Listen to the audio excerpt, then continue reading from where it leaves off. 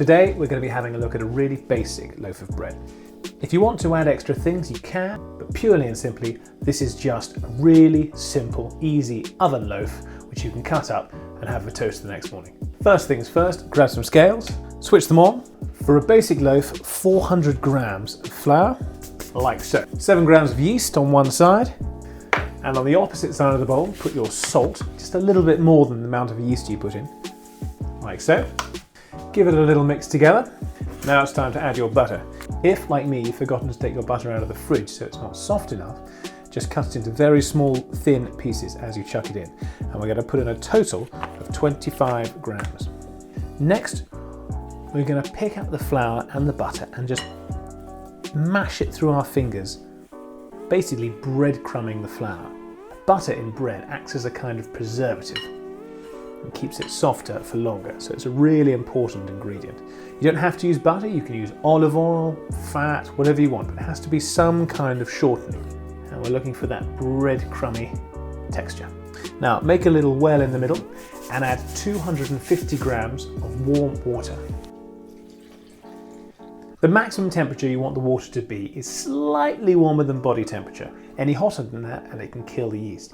If you put colder water in, that's not a problem at all, but it'll take much longer to rise. Now at this point, if you haven't already, it's a good idea to take off any jewellery, watches, rings, anything the doughs are going to stick to, because it gets a little bit messy from here on out. We can lose the scales, and what you're going to do is take your fingers and just gently bring the mixture all together.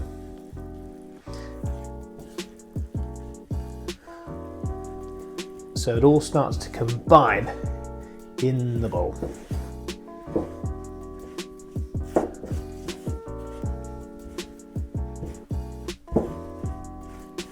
Once it's turned into one lump, even if there's extra flour in the bowl, you can turn it all out onto your work surface. This is the perfect opportunity to get rid of all the flour and muck from your hands, as this is where it's all going to be incorporated together.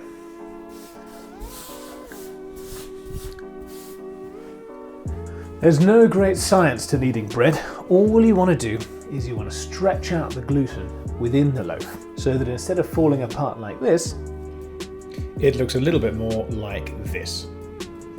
Your first job is to incorporate all the flour into the loaf. So what I'm doing is I'm folding it and then flattening it, folding it and flattening it. All one hand folds, one hand flattens. And this will slowly but surely bring all the flour together. There we go. That's pretty much all the flour picked up from the worktop. Now it's time to do some kneading, and a great little stress relief. As a general rule, you can't over knead bread if you're doing it by hand, because you'll simply get too tired. But you want to give it a good 10 minutes.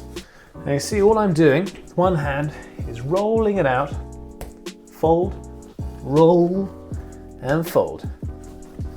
And you can do this as fast or as slow as you like. And the better you get, the faster you can do it. If your arm gets a bit tired, just change on over. You'll know when the dough's nearly done because it starts getting silky soft. There are several tests you can do. You can bring it into a ball by tucking the dough underneath and making the top nice and taut, like so. Take a floured finger and give it a poke and it should spring back, just like so. So I can safely say that this dough is ready for its first proofing. So ball it up by tucking the dough underneath and get the top nice and taut. Take a clean bowl, plonk it in, get some cling film and rest that in a nice warm place for a couple of hours or until it's doubled in size.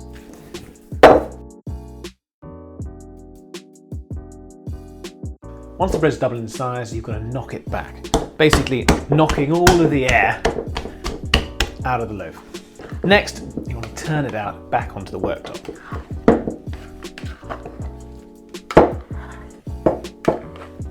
After the bread's risen for the first time, it always tends to get a little bit sticky.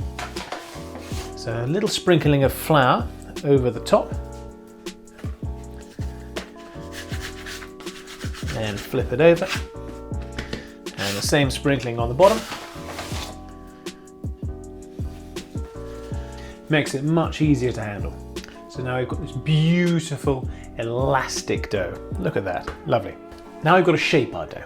We do what I call the double fold method.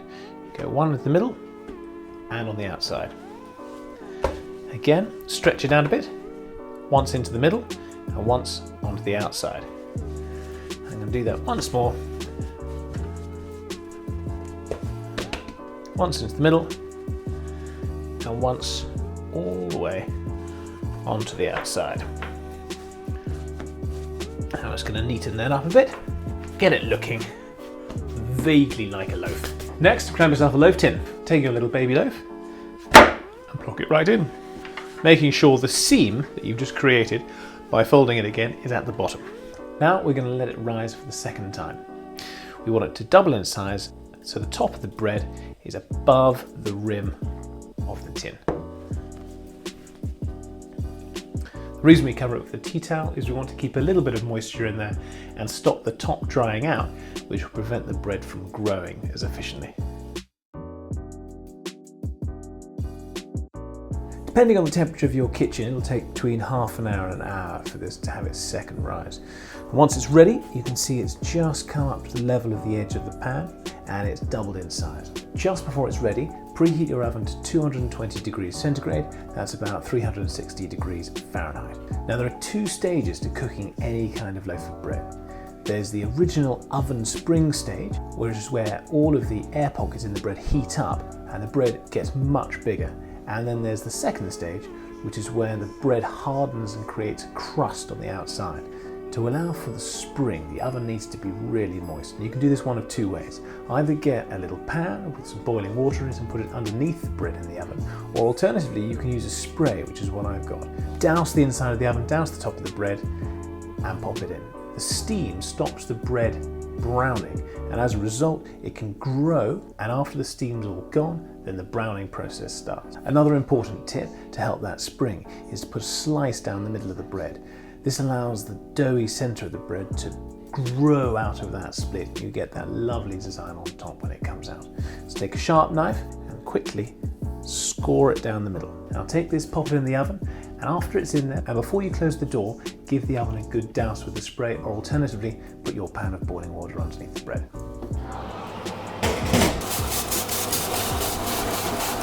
So the bread's done. It's got a beautiful brown crust on the top, nice and crunchy. And if we turn it out onto the cooling rack,